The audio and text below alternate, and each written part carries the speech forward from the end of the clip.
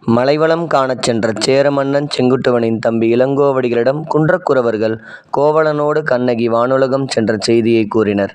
அதனை விரித்துரைத்த சாத்தனார், முடிகெழு வேந்தர் மூவருக்கும் உரிய கதை ஆதலால் அடிகள் நீரே அருளுக என்று வேண்டியதால் இளங்கோவடிகளும் சிலப்பதிகார காப்பிய மாளிகையை கட்டினார்.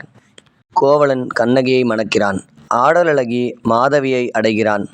கண்ணகியை மறக்கிறான். ஆண்டுகள் பல கழிந்தன. கருத்து வேறுபாட்டால் மாதவியை விட்டு நீங்குகிறான். மீண்டும் கண்ணகியை அடைகிறான். இழந்த செல்வத்தை ஈட்ட கண்ணகியுடன் மதுரை சென்று பொற்கொல்லனின் சூழ்ச்சியால் கள்வன் குற்றம் சாட்டப்பட்டு கொல்லப்படுகிறான்.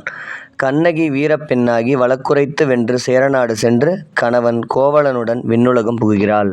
சிலம்பில் பொருள் 3. அரசியல் பிழைத்தோர்க்கு அறம் கூற்றாகும். உரைசால் பத்தினியை உயர்ந்தோர் ஏத்துவர். ஊழ்வினை உறுத்து வந்து ஊட்டும்.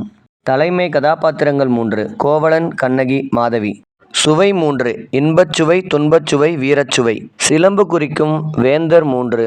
சேரன், சோழன், பாண்டியன். சிலம்பு நடைபெற்ற நாடுகள் சேரநாடு, சோழநாடு, பாண்டிய நாடு. சிலம்பு கதை நிகழ்ந்த இடங்கள் 3. புகார், மதுரை, வஞ்சி.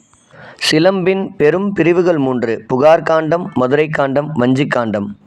சிலம்பில் அமைந்த தமிழ் 3. இயல், இசை, நாடகம்.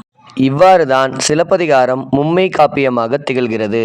இதனாலேயே பாரதியார் நெஞ்சையெல்லும் சிலப்பதிகாரம் என்றோர் மணியாரம் படைத்த தமிழ்நாடு என்று வாய்மணக்கப் பாடியுள்ளார்.